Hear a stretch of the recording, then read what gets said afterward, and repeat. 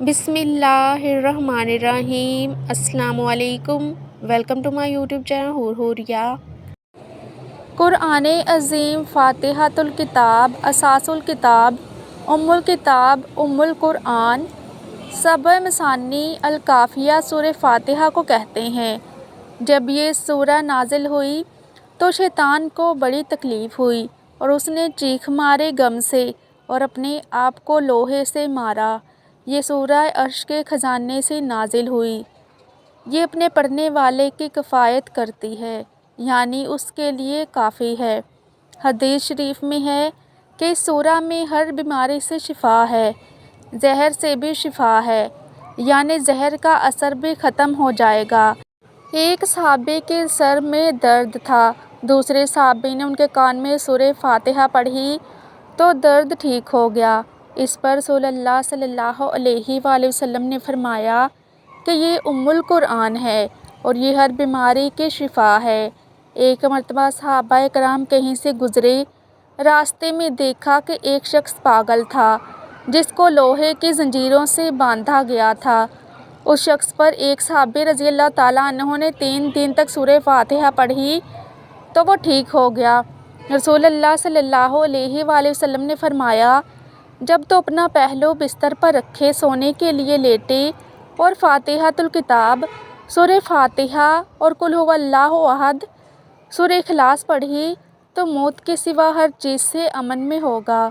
حضرت ابن عباس رضی اللہ تعالیٰ عنہ روایت کرتے ہیں کہ رسول اللہ صلی اللہ علیہ وآلہ وسلم نے فرمایا کہ جس نے القرآن، سورہ فاتحہ اور قل ھو اللہ احد پڑھی، اس نے گویا قرآن کا تیسرا حصہ تلاوت کر لیا۔ حضرت ابن عباس رضی اللہ تعالیٰ عنہ فرماتے ہیں کہ فاتحۃ الکتاب قرآن کا تیسرا حصہ ہے۔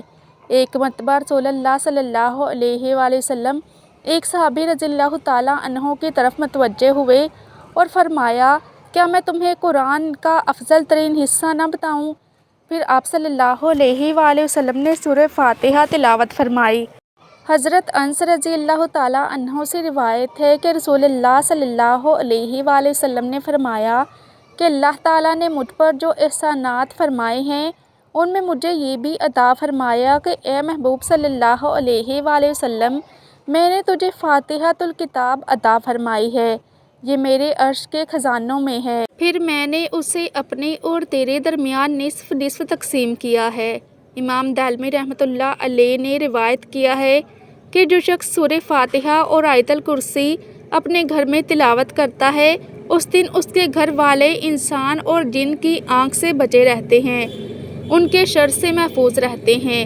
رسول اللہ صلی اللہ علیہ وآلہ وسلم نے فرمایا، 4 چیزیں عرش کے نیچے سے اتری ہیں، ان کے علاوہ کوئی چیز عرش کے نیچے سے نہیں اتری۔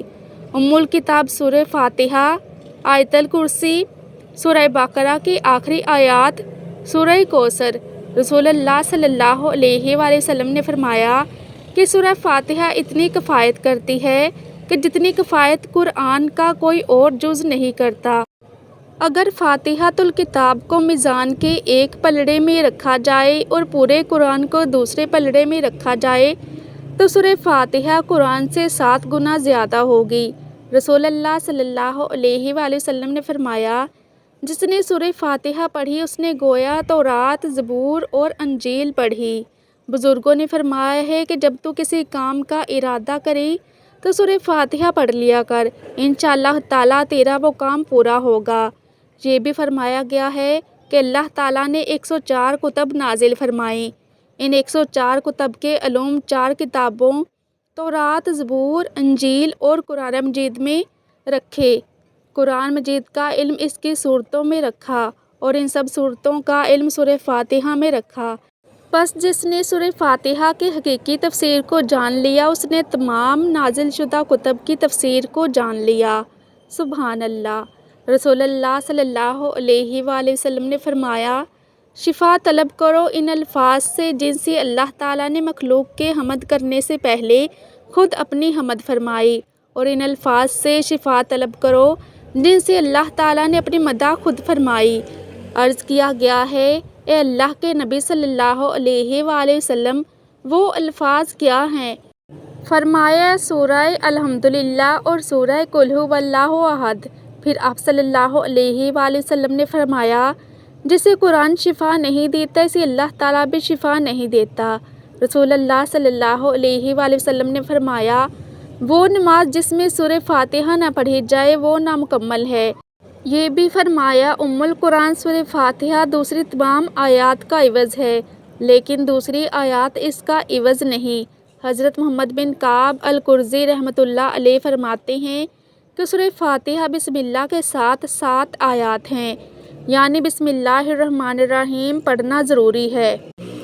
آئی ہوپ کہ آپ کو میری آج کی ویڈیو اچھی لگی ہوگی، تو صدقہ جاریہ سمجھ کر دوسروں کے ساتھ بھی یہ ویڈیو ضرور شیئر کیجیے گا، کیونکہ آپ کا ایک چھوٹا سا شیئر کسی کی پوری زندگی بدل سکتا ہے۔